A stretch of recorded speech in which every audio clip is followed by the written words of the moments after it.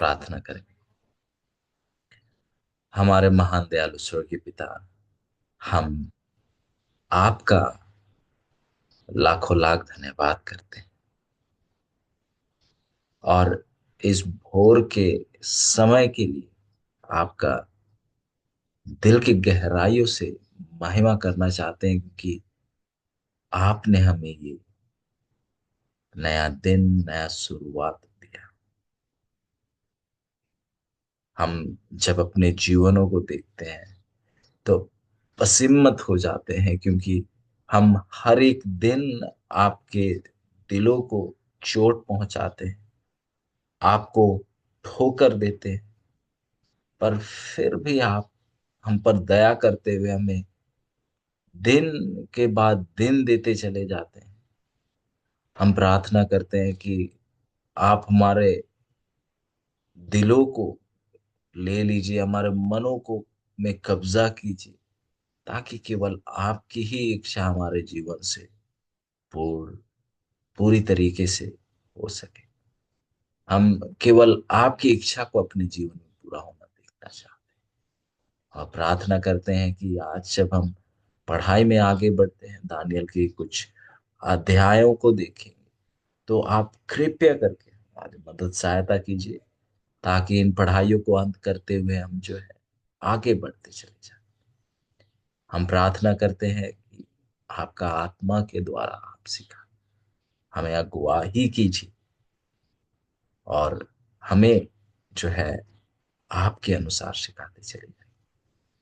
हम प्रार्थना करना चाहते हैं आपके दासों के लिए, जो आपसे प्रेम करते हैं, जो आपसे सीखना चाहते हैं। प्रार्थना करते हैं कि आप ही उन्हें सिखाएं, वचन के अनुसार आप उन्हें सिखाएं और आपका बड़ा और महिमा योग्य नाम की महिमा और जय जय जयकार हमेशा और लगातार होती चली जाए। हम इंटरनेट के लिए प्रार्थना करते हैं कि आप ही इंटरनेट को मजबूत और कायम रखें। धन्यवाद करते हुए, आपको महिमा देते हुए इस विनती को आपके प्यार पुत्र, हमारे उद्धार करता प्रभु यीशु मसीह के नाम से मांगते हैं, आमीन। हम परमेश्वर का बहुत बहुत धन्यवाद करना चाहते हैं इस सुंदर दिन के लिए, एक और मौके के लिए कि हम सभी जो है वचन की पढ़ाई में एक साथ बन सकते हैं, जुड़ सकते हैं।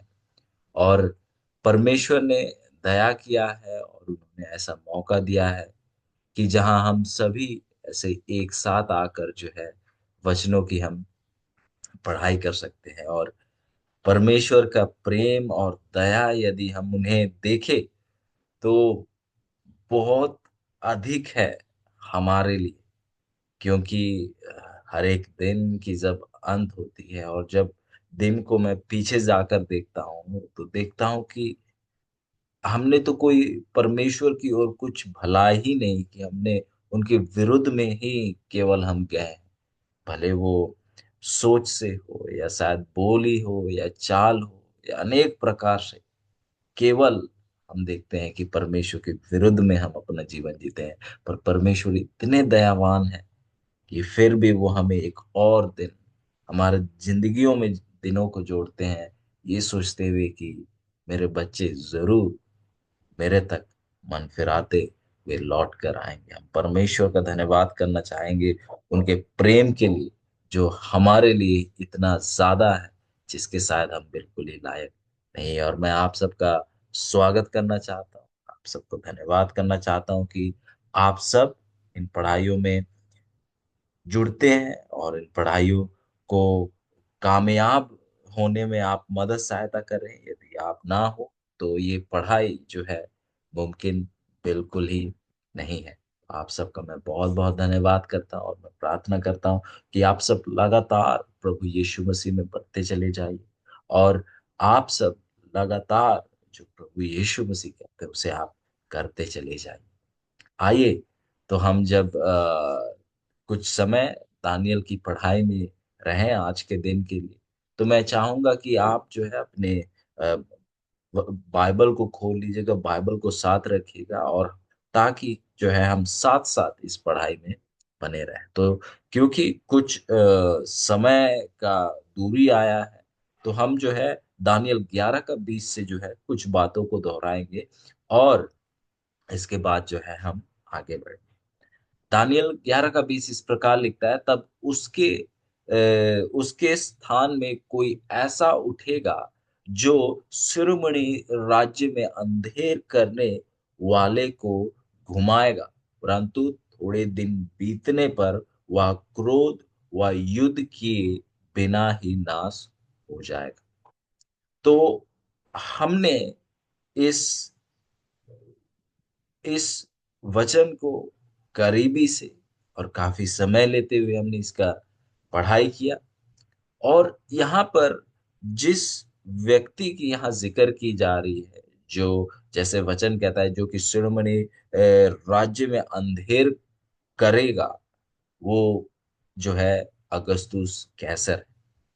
और हम देखते हैं कि अगस्तुस कैसर के राज्य के समय जो रोम का साम्राज्य था वो अपने ऊंचाई में था। हर एक तौर से उसने उन्नति की, हर एक तौर से जो है आप देखेंगे कि रोम का राज्य बढ़ोतरी करता रहा, रोम का राज्य जो है बढ़ता रहा। अगस्तुस कैसर के समय जो है आप देखेंगे हर एक चीज जो है एक अनुशासन के साथ और एक तौर और तरीका के साथ हुआ। और आप देखेंगे कि अगस्तुस कैसर ही, जैसे वचन बताता है कि वो क्रोध व युद्ध किए बिना ही नाश हो जाएगा। अगस्तुस कैसर की हत्या नहीं की गई, पर अगस्तुस कैसर जो है उसकी बीमारी और उम्र के कारण जो है उसकी मृत्यु होती है। फिर दानियल 11 का 21 में इस प्रकार बताता है कि उसके स्थान में एक तुच्छ मनुष्य उठेगा जिसका प्रतिष्ठा पहले तो ना होगी, तो भी वह चैन के समय चैन के समय आकर चिकनी चुपड़ी बातों के द्वारा राज्य को प्राप्त करेगा।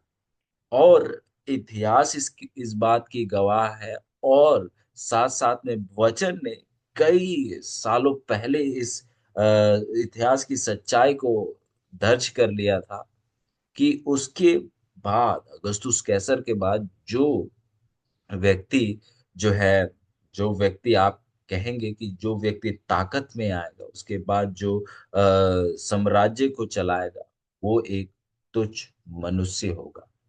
और इतिहास बताती है कि अगस्तुस कैसर के बाद जिसने रोम पर शासन किया वो तिबिरियुस कैसर थे।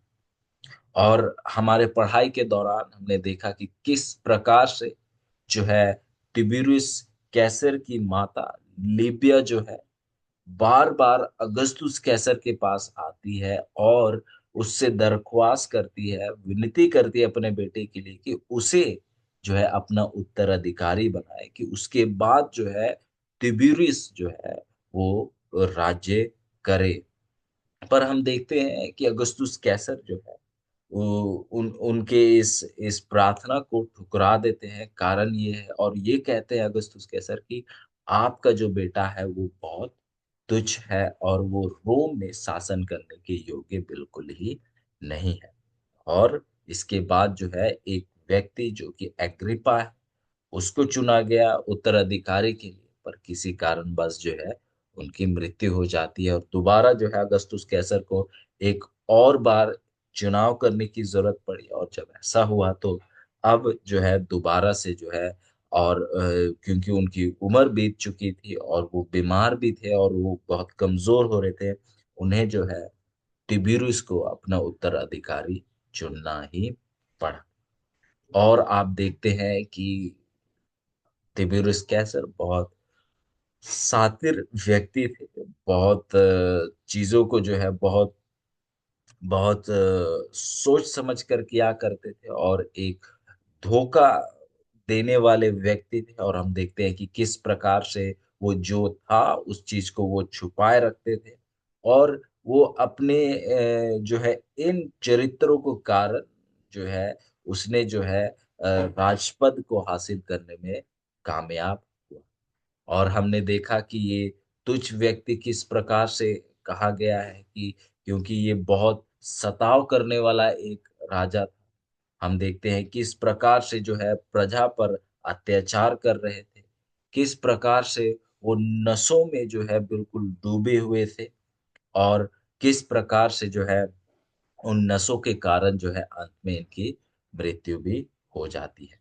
फिर 22 इस प्रकार बताता है कि तब उसकी भुजा रूपी बाढ़ से लोग वरन वरन वाचा का प्रधान भी उसके सामने से बहाकर नाश होगा। हमने देखा कि यहाँ पर जो है एक और सच्चाई का जिक्र किया जा रहा है कि ये जो तिबिरियुस कैसर है, जो कि बहुत लोग जिनसे डरते थे, बड़ा एक लोगों पर सताव लाते थे, इनके जो दौर में बहुत ज्यादा सताव हुआ। और इतिहास बताती है कि तिबिरियुस कैसर जो है राज्य के लिए इतना भूखे थे, ताकत में बने रहने के लिए इतना भूखे थे कि उनका जब तबीयत भी खराब हो रहा था, और जब वो उम्र के कारण जो है वो अब राज्य को नहीं चला पा रहे थे, तब भी जो है उन्होंने एक झूठा मुखौटा पहना हुआ था कि वो सेहत में बिल्कुल ठीक है, अभी भी तंदुरुस्त है और वो राज्य को चला सकते हैं। और हमने एक उस वैसे एक घटना को देखा कि किस प्रकार से वो जो है सेनाओं के कसरत में जुड़ता था, किस प्रकार से अलग अलग कार्यों को, स्पोर्ट्स था उनमें भाग लेता था, ताकि जो है लोगों को ऐसा न लगे कि वो जो है राज्य को चलाने के योग्य नहीं है। पर हम देखते हैं वचन बताती है कि उसका क्या होगा, नाश होगा। और जब उसका नाश होगा बिल्कुल एक तरफ से ऐसा होगा कि वो उनका बिल्कुल ही मालूम नहीं चलेगा। और इसके लिए जो है एक चित्र का इस्तेमाल किया गया है, भुजा रूपी बाढ़, भुजा रूपी बाढ़ जैसे शब्दों का इस्तेमाल किया गया है। और हम देखते हैं कि किस प्रकार से जो है तिबिरियुस कैसर का जीवन का अंत होता है। देखते हैं कि वो जो है बहुत ज्यादा नशे करने के कारण जो है उनका सेहत बिगड़ चुकी थी। वो जब कैप्री नाम टापू में गए, वहां पर बताता है इतिहास की बहुत ज्यादा जो है हर एक चीज का नशा किया जाता था। और जहां से जो है उन्होंने निर्णय लिया कि उस टापू से वो कहीं और चले जाए, और वहां से वो निकलकर एक गांव में जाते हैं, जहां पर जो है उनकी जो है तकिया से दम घोट कर जो है मृत्यु कर दी जाती है। और आप देखेंगे इस प्रकार से जो है तिबिरियुस कैसर का जो है अंत होता है। फिर वचन बताता है कि वरन वाचा का प्रधान भी उसके सामने से बहाकर नाश होगा। यहाँ पर जो है एक और सच्चाई वचन पेश करती है कि तिबिरियुस कैसर के शासन के समय जो है वाचा का प्रधान जो कि यीशु मसीह है, उसका क्या होगा, नाश होगा। और हम इस बात को बड़े करीबी से और गहराई तौर से हम परख रहे थे कि किस प्रकार से तिबिरियुस कैसर का जो है तिबिरियुस कैसर का जो है मृत्यु जो है 37, आप देखते हैं कि 37 ईस्वी में हुआ। और यीशु मसीह का जो है मृत्यु क्रूस पर चढ़ाकर हम देखते हैं कि 31 ईस्वी में हुआ। और वो सच्चाई वचन की कि तिबिरियुस कैसर के समय में जो है वाचा का प्रधान यीशु मसीह का मृत्यु होगा, आप देख सकते हैं बिल्कुल हमारे सामने जो है इतिहास से बिल्कुल स्पष्ट है। और इसके साथ हम जो है आगे बढ़ेंगे, और 23 जो है जिसको आज हम देखेंगे और उसको हम परखेंगे। यहाँ वचन इस प्रकार लिखता है, क्योंकि वह उसके संग वाचा बांधने पर भी अ, छल करेगा, क्योंकि वह उसके संग वाचा बांधने पर भी छल करेगा, और थोड़ी ही लोगों को संग लिए हुए छल कर प्रबल होगा। तो यहाँ पर एक और सच्चाई जो है हमारे सामने जो है रोम के विषय में पेश की जा रही है। अब यहाँ हमें जो है कुछ बातों को परखना बहुत ज्यादा जरूरी है। तो यहाँ आप देख सकते हैं कि वचन बताता है कि वह उसके संग वाचा बांधेगा। तो आप यहाँ आप देखिए, यहाँ जो वाह शब्द इस्तेमाल किया गया है, यहाँ जो वह शब्द इस्तेमाल किया गया है, क्योंकि वह उसके संग वाचा बांधने पर भी छल करेगा। मतलब यहाँ पर जो है कोई किसी के साथ वाचा बांध रहा है, और जो वाचा बांध रहा है वो है रोम, और जिसके साथ वाचा बांधा जा रहा है वो है यहूदी लोग।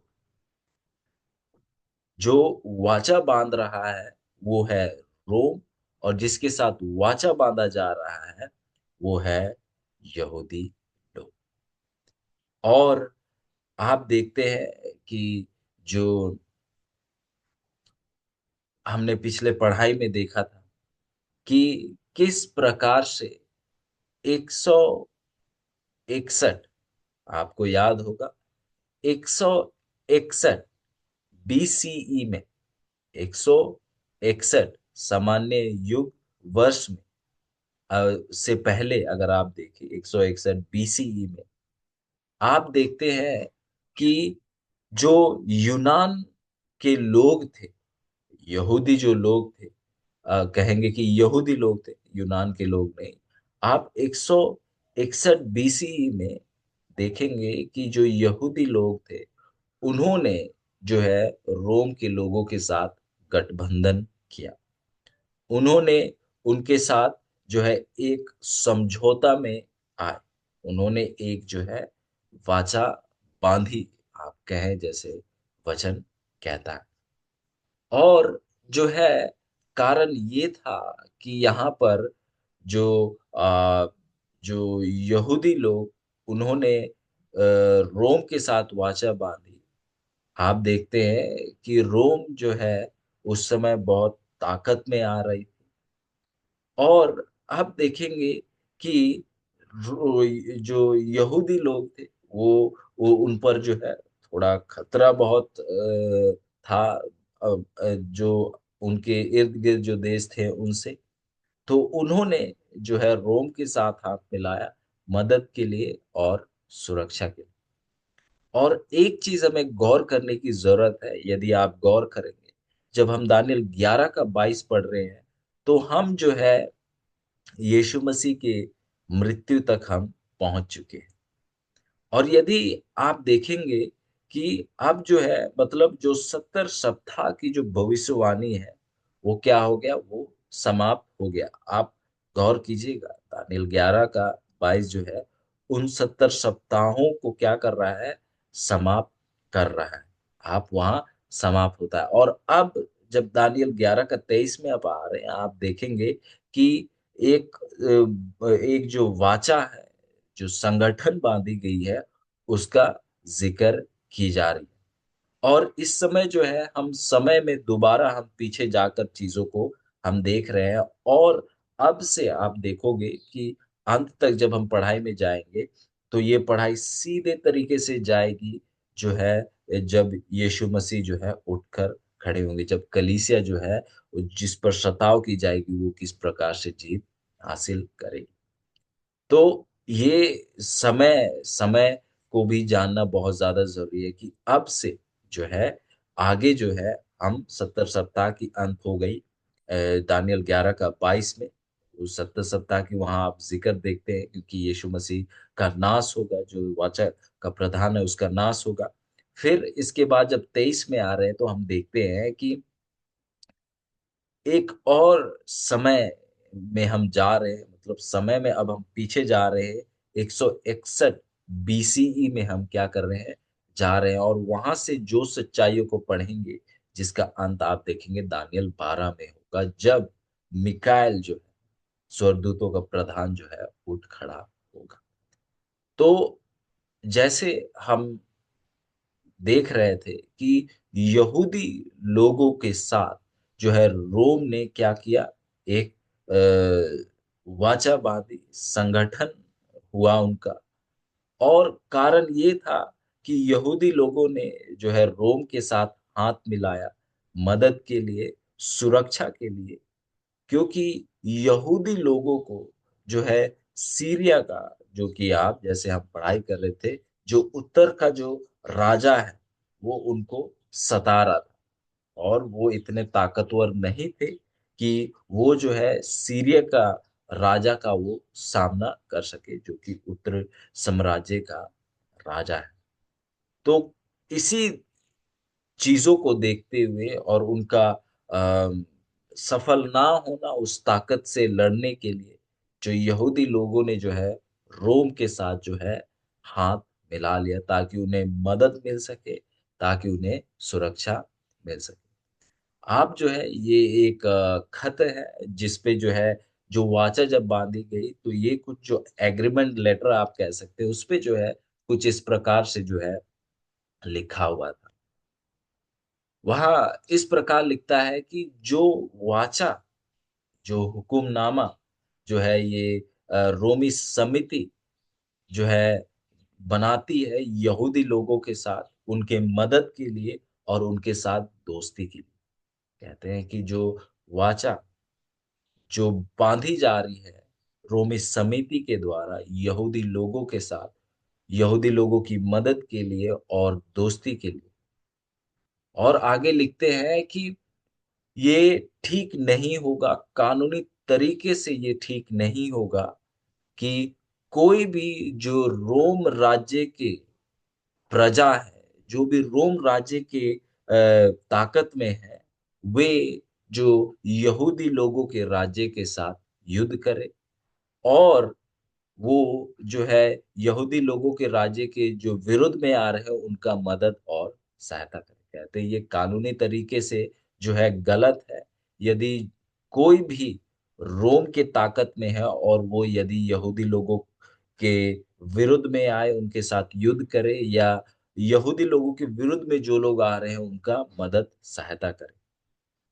और जो है इसमें यदि वो करते हैं, अगर वो खाने को बेचते हैं या पैसा देते हैं या अपने कुछ युद्ध की चीजों को बेचते हैं, ऐसा करके भी जो है वो अगर भाग लेते हैं तो ये कानूनी तौर से जो है ये गलत है।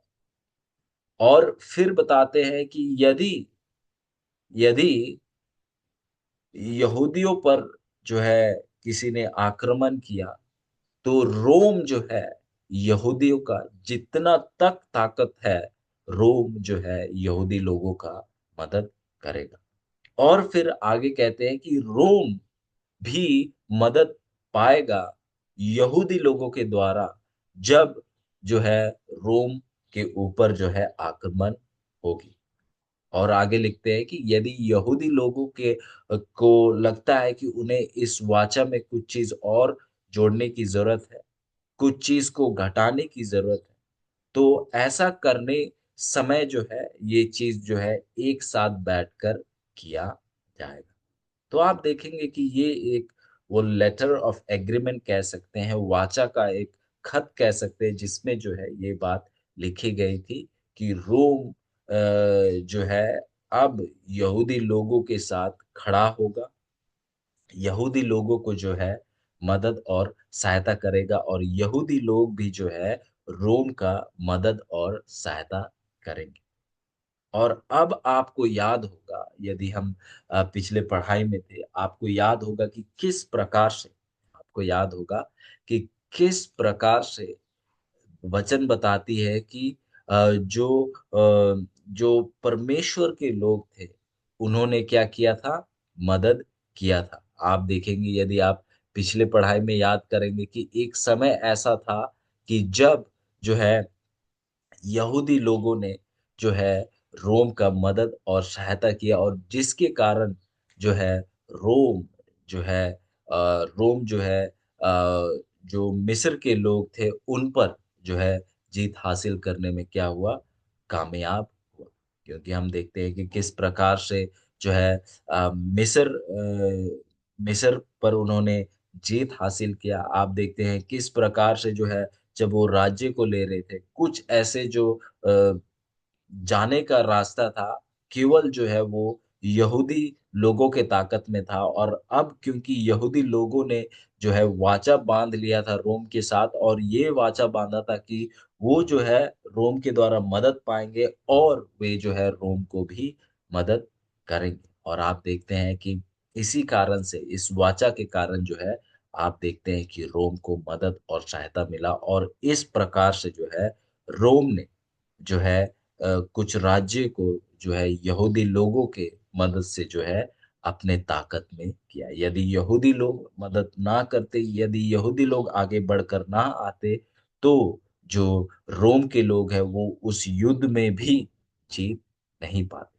और आप देखते हैं कि ये जो है रोम के लोगों का ये तौर और तरीका था कि अक्सर अक्सर जिसको हम कल के पढ़ाई में देखने वाले हैं, यदि रोम किसी राज्य को युद्ध से नहीं ले पाता था, तो वो उस राज्य को सबसे पहले जो है वो उसके साथ संगठन बांधने की वो कोशिश करते, और यदि वो सफल ना होता तो युद्ध से उस राज्य को वो अपने ताकत में कर लेते।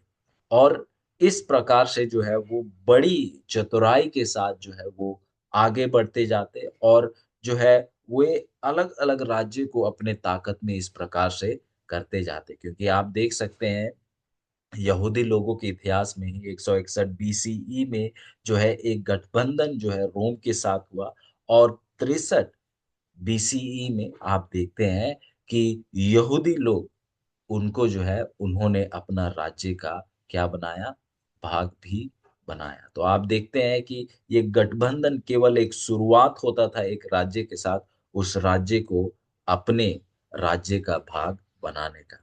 और हम देखते हैं कि वचन जैसे कहती है कि वह उसके संग वाचा बांधने पर भी छल करेगा और चतुराई के साथ जो है रोम काम करेगा। और हम देखते हैं कि उन चतुराई के साथ जो है वो राज्य को अपने ताकत में करने में क्या हुआ, कामयाब। और हम देखते हैं कि ये वचन की सच्चाई जो है, आप यदि इतिहास को पढ़े तो इतिहास में जो है ये बातें जो है बड़े बड़े और सुनहरे अक्षर में लिखा हुआ है कि किस प्रकार से रोम जो है छल के साथ, चतुराई के साथ जो है राज्यों के साथ गठबंधन में जुड़ते हैं। फिर उसके बाद समय बीतते जो है वो उस राज्य को अपने राज्य का भाग बना लेते हैं। तो हम देखते हैं कि वचन का सच्चाई जो है किस प्रकार से हमें इतिहास पे भी नजर आता है। तो आज के लिए दानियल की पढ़ाई में इतना ही, और आइए हम प्रार्थना करते हुए इस पढ़ाई की हम अंत करें। महान दयालु स्वर्गीय पिता, हम आपका लाखों लाख धन्यवाद करते हैं कि आपने दया किया है, प्रेम दिखाया है, और आपने हमें एक आयत को समझने में मदद सहायता किया है। आप हमारे साथ रहिए, लगातार हमें बढ़ाते जाइए, सिखाते जाइए, और हमें जो है जैसा वचन में है, जैसा इतिहास में लिखा गया है, वैसा हमें सिखाते चले जाइए। हम धन्यवाद करते हैं इन सच्चाइयों को हमारे सामने पेश करने के लिए, प्रकाशित करने के लिए। हम प्रार्थना करते हैं कि आप हमारी लगातार पढ़ाई में मदद और सहायता करते चलिए। आपके दासों के लिए हम प्रार्थना करते हैं कि आप उन्हें सिखाइए, और आप उन्हें अंत के काम के लिए उन्हें तैयार कीजिए, ताकि हम सभी आपके कामों को पूरे दिल से करें, पूरे जीवन से करें, ताकि आपका आनंद बहुत जल्द हो सके। हम अपने आप को आपके हाथों में सौंपते हुए आपको धन्यवाद, महिमा देते हुए इस विनती को आपके पुत्र यीशु मसीह के नाम से मांगते हैं, आमीन।